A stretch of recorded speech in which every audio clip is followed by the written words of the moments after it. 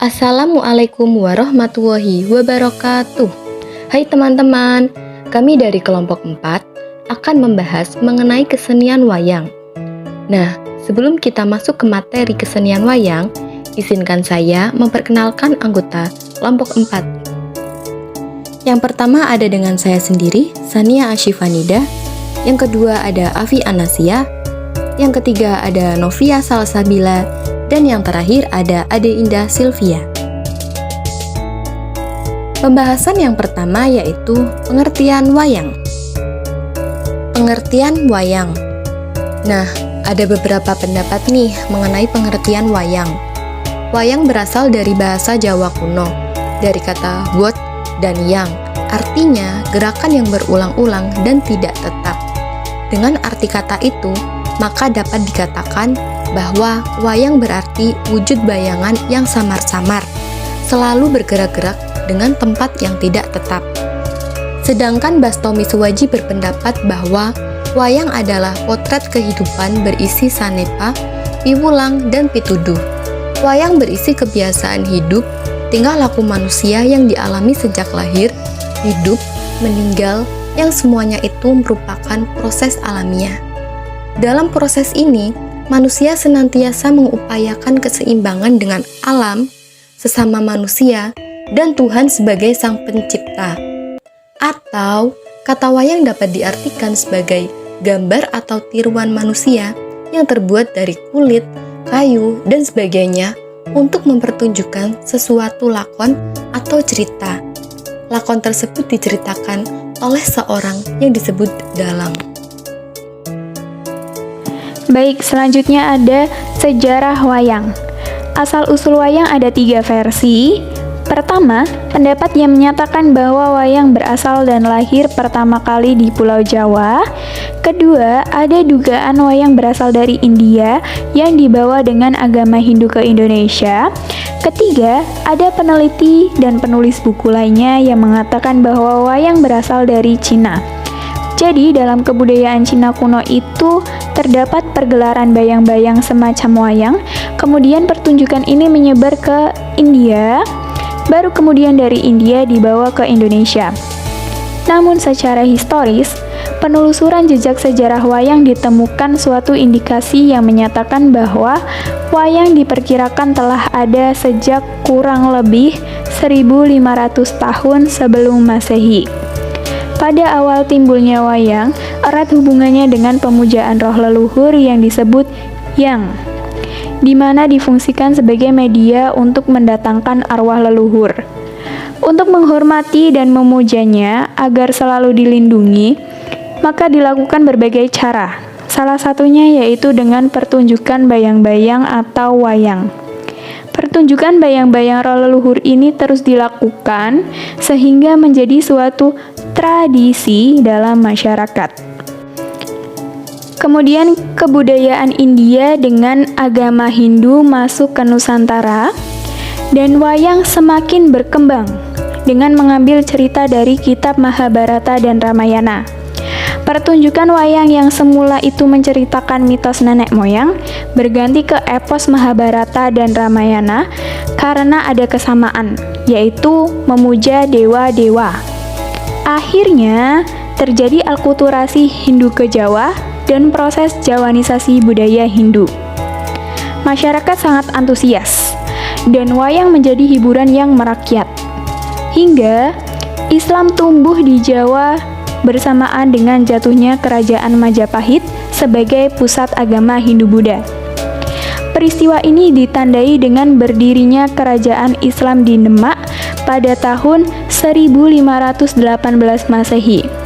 Ketika Kerajaan Majapahit mengalami keruntuhan, semua perlengkapan upacara kerajaan dibawa ke Demak, termasuk wayang dan gamelan yang merupakan seni budaya istana yang sudah berkembang pada zaman Hindu-Buddha. Pada zaman Kerajaan Demak inilah pertunjukan wayang digunakan sebagai media dakwah penyebaran agama Islam. Pertunjukan wayang dipimpin oleh seorang dalang sekaligus seorang tokoh agama. Salah satu tokoh agama tersebut yaitu Sunan Kalijaga, yang merupakan seorang waliullah yang termasuk dalam Wali Songo. Sunan Kalijaga itu sangat piawai memainkan wayang sebagai media penyebaran Islam. Cerita wayang diambil dari cerita Babat, yaitu antara Wiracarita Ramayana atau Mahabharata versi Indonesia dengan cerita yang berisi Islam.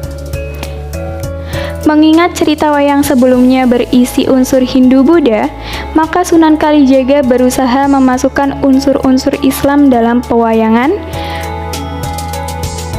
Ajaran-ajaran dan jiwa keislaman itu dimasukkan sedikit demi sedikit.